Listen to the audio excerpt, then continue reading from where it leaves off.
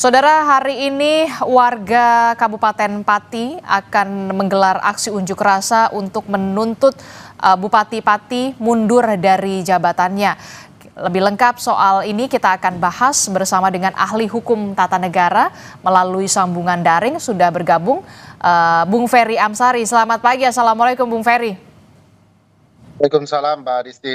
Ya, Bung Ferry, tadi baru saja laporan dari jurnalis Kompas TV yang menyatakan bahwa memang sebentar lagi warga Kabupaten Pati ini akan bergerak menuju pendopo Kabupaten Pati untuk menuntut Bupati Pati ini mundur dari jabatannya. Sebenarnya dengan adanya tuntutan warga, ini sebenarnya Bupati Pati ini bisa dilengsarkan atau tidak? Ya, pertama sebagai pemilik kedaulatan ya, tentu rakyat punya ruangnya tersendiri untuk menyampaikan kuasanya ya. Di titik ini dalam format ketatanegaraan kita ada dua pola untuk aspirasi publik ini bisa menemukan tempatnya. Pertama tentu saja melalui impeachment di DPRD ya terhadap kepala daerah atau bupati dalam konteks kasus ini, atau juga melalui sanksi yang diberikan oleh Menteri Dalam Negeri karena bukan tidak mungkin bupati dianggap melanggar ketentuan peraturan perundang-undangan tertentu, terutama kalau bicara soal tertib masyarakat ya. Tentu ini hal yang sangat penting untuk pula direspon oleh pemerintah pusat sebagai pimpinannya ya. Dalam hal ini Menteri Dalam Negeri. Jadi bukan tidak mungkin ya aspirasi publik bisa disalurkan melalui DPRD ataupun melalui Mendagri. Setidak-tidaknya DPRD kalau mau menampung aspirasi publik, mereka mengetahui bahwa kalau kemudian kepala daerah terlalu sewenang-wenang ya, membuat kegiatan atau program atau kebijakan tanpa melibatkan publik, itu hanya akan menimbulkan keresahan dan fungsi berjalannya pemerintah jadi tidak terlaksana. Oleh karena itu ya masuk akal saja pilihan publik untuk kemudian mempertanyakan kebijakan atau tindakan pimpinannya. Oke, jadi saluran dari aspirasi masyarakat ini bisa disalurkan melalui DPRD terkait dengan pemakzulan. Nah, bagaimana kemudian kalau DPRD Kabupaten Patinya ini sepertinya belum bergeming, lalu akan kemana kemudian aspirasi masyarakat warga Pati ini bisa disalurkan? Tapi jangan dijawab dulu Bung Ferry Amsari, nanti kita akan temukan jawabannya usai jeda. Kami akan kembali di Sapa Indonesia Pagi. Siapa yang akan melakukan daya gundul, silahkan lakukan. Jangan hanya 5.000 orang, 50.000 orang suruh ngerahkan. Saya tidak akan gentar, saya tidak akan merubah keputusan, tetap maju. Dan saya instruksikan semua aparatur pemerintah Kabupaten Pati tidak boleh ada bergening apapun dengan Yayak Gundul. Inilah pernyataan Bupati Pati, Sudewo, yang menyulut kemarahan warga. Sudewo bersikeras menaikkan pajak dengan dalih pembangunan. Protes warga yang keberatan atas kenaikan pajak hingga 250% pun bermunculan. Tahu juga, bapak saya juga kerasa itu kok. Hampir 1 juta bayarnya tahun ini. Tahun ini sebelumnya Nggak ada segitu. Kalau naik ya nggak sampai segitu lah Pak. Tanggapan saya memberatkan rakyat Mas. Ya. Itu tidak sesuai dengan janji-janji Sudewo waktu kampanye. Tidak akan menaikkan pajak. Tak hanya itu, warga berdemo menolak kebijakan bupati. Bahkan kericuhan sempat terjadi saat posko penggalangan donasi menolak kenaikan pajak bumi dan bangunan perdesaan dan perkotaan sebesar 250% dibubarkan Satpol PP. Penolakan yang terjadi di mana-mana ternyata membuat Bupati Sudewo mengubah kebijakan. Sudewo akhirnya memutuskan membatalkan kebijakan kenaikan pajak. Memutuskan kebijakan kenaikan PBB P2 saya batalkan untuk menciptakan situasi aman dan kondusif dan dalam rangka memperlancar perekonomian dan pembangunan Kabupaten Pati. Maka uang sisanya itu akan dikembalikan oleh pemerintah yang akan diatur teknisnya oleh BPKAD dan oleh kepala desa. Tapi warga terlanjur marah. Meski Bupati sudah mengiming-imingi pembatalan kenaikan tarif pajak, warga tetap akan menggelar demo. Tak lagi menyoal pajak, tapi meminta Bupati mundur. Tuntutannya Bapak Bupati Pati Sudewo mengundurkan diri secara kesatria atau dilengsarkan secara paksa oleh masyarakat Kabupaten Pati. Lalu, akankah tuntutan warga yang meminta Bupati Sudewo mundur akan berbuah hasil? Tim Liputan, Kompas TV.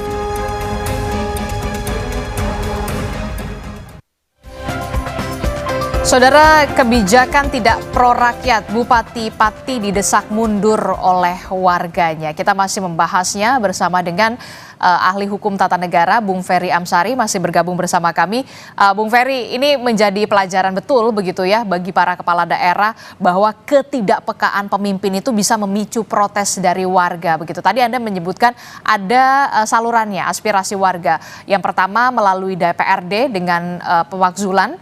Tapi sampai saat ini saya masih melihat belum bergeming lah kalau DPRD. Nah, yang kedua ini salurannya melalui Kementerian Dalam Negeri, dalam hal ini adalah Menteri Dalam Negeri, Pak Tito Karnavian. Nah, di undang-undang sendiri memang sudah diatur soal ini ya, Pak Bung Ferry, soal di pasal 78 ayat 1 Undang-Undang nomor 23 tahun 2014 tentang pemerintahan daerah yang disebutkan bahwa kepala daerah, wakil kepala daerah ini bisa diberhentikan kalau memang meninggal dunia, permintaan sendiri atau diberhentikan. Nah, ada penjelasan soal ini, soal pemberhentian ini? Ya kan paling fokus kepada dapat diberhentikan ya. Dapat diberhentikan itu karena ya berbagai faktor. Salah satunya melanggar sumpah dan jabatan. Kalau kita lihat sumpah dan jabatan kepala daerah itu kan akan menjalankan tugas-tugasnya sebaik-baiknya. Nah, apakah kemudian dengan tidak menampung aspirasi publik ya, semena-mena dalam menaikkan pajak tanpa mempertimbangkan kondisi dan keadaan sosial masyarakatnya adalah sesuatu yang melanggar sumpah atau janji. Kalau menurut saya ya. Kedua,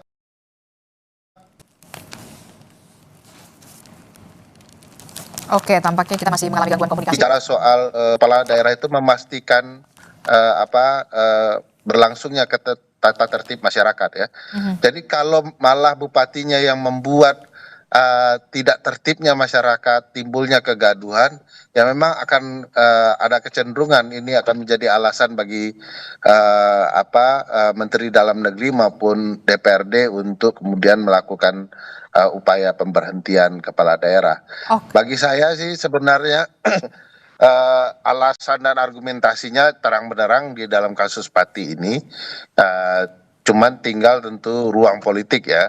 Bagaimanapun DPRD dan Menteri Dalam Negeri adalah ruang yang sangat politis. Biasanya dua lembaga ini akan memberhentikan kalau memang tuntutan publik konsisten dan terus menerus begitu ya.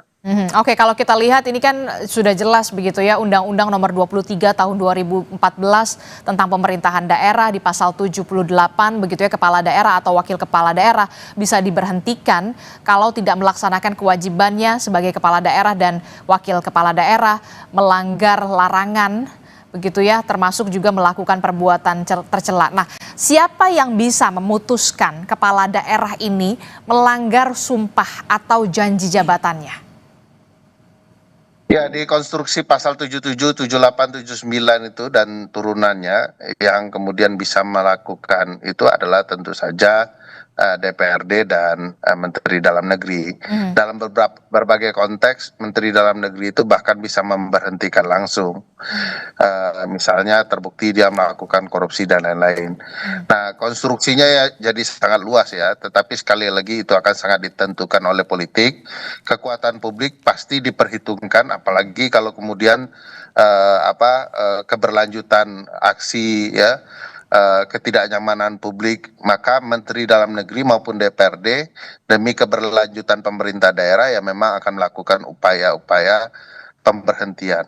Hanya kalau di DPRD itu akan cukup panjang ya, karena forum impeachment itu kan harus paripurna dulu dan memastikan apa alasan-alasan sang bupati untuk diberhentikan. Salah satu alasannya adalah kemudian warga Pati sudah terlanjur kecewa dengan kebijakan sang bupati, yakni Bupati Sudewo, yang kala itu memang menaikkan kebijakan pajak ini, naiknya sampai 250%. Kemudian ketika ada gejolak begitu ya, dinamika di lapangan, warga memprotes besar-besaran, akhirnya dibatalkan begitu ya.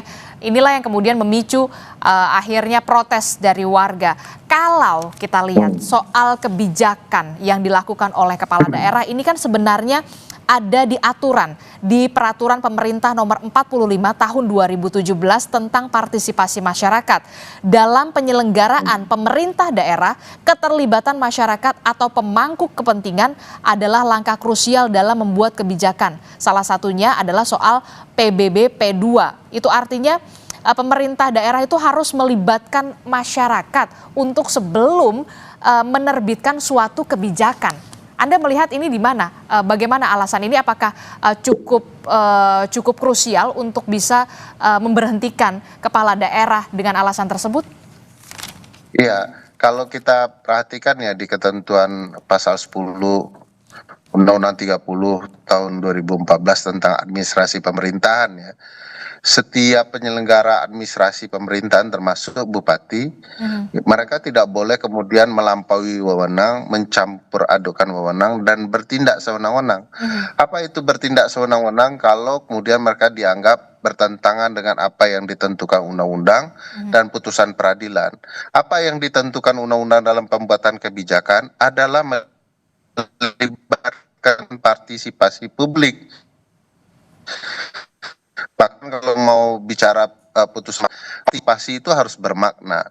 Nah, kalau kemudian membuat kebijakan sepihak tanpa tahu bagaimana nasib orang di bawah, tentu itu sudah melanggar sumpah janjinya sebagai kepala daerah, melanggar tata tertib kehidupan masyarakat, membuat publik tidak nyaman sebagai orang yang mau dipimpinnya. Nah, di konteks itu memang akan muncul argumentasi yang solid untuk menyatakan bahwa bupati melanggar undang-undang.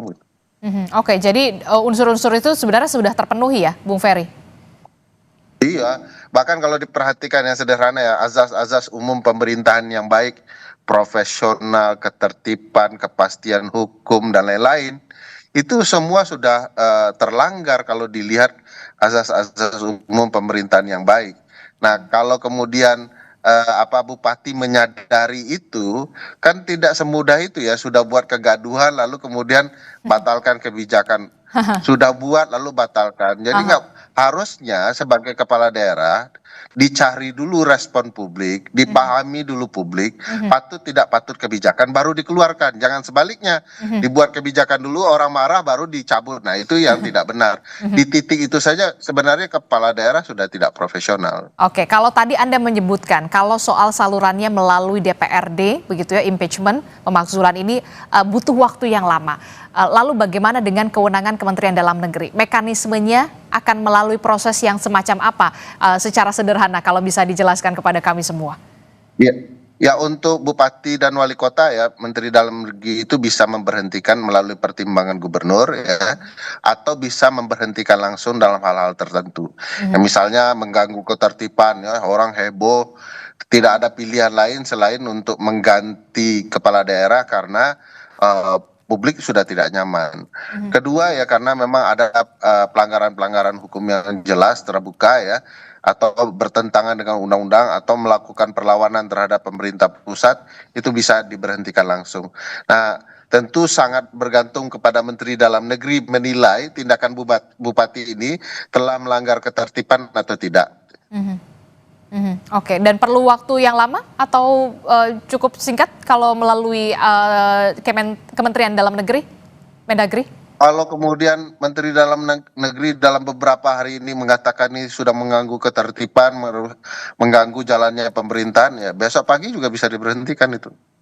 Oke, secepat itu ya, Bung Ferry Amsari. Ya. Oke, terakhir Bung Ferry, apa yang bisa diambil atau bisa menjadi bahan pelajaran bagi kita semua, khususnya bagi para kepala daerah, pemimpin begitu ya, jangan sampai kemudian kasus semacam ini, di kasus di Pati ini terulang lagi begitu ya, ketidakpekaan para pemimpin kepala daerah itu bisa memicu protes warga. Ya, saya pikir jadi kepala daerah itu siapapun jadi pemimpin adalah mendengarkan aspirasi publik. Pemimpin bahkan dalam hal ini bupati bukanlah raja yang sesuka hatinya. Dia adalah orang yang memimpin karena kehendak publik. Jangan setelah memimpin dia melupakan kehendak publik. Di sana akan menimbulkan ketidaknyamanan orang. Bagi saya pemimpin yang baik adalah pemimpin yang merangkul, bukan pemimpin yang memukul. Oke, ini menjadi pelajaran bagi para pemimpin dan juga kepala daerah. Jangan sampai kemudian kejadian di Pati ini bergeser juga ke daerah-daerah lainnya. Ini juga menjadi bahan evaluasi bagi kepala daerah untuk bisa lebih peka melihat apa yang terjadi di masyarakatnya, di warganya, termasuk juga mendengarkan aspirasi dari warganya. Terima kasih ahli hukum tata negara Bung Ferry Amsari telah bergabung bersama kami. Terima kasih. Selamat pagi, assalamualaikum, sehat selalu Bung Ferry. Waalaikumsalam.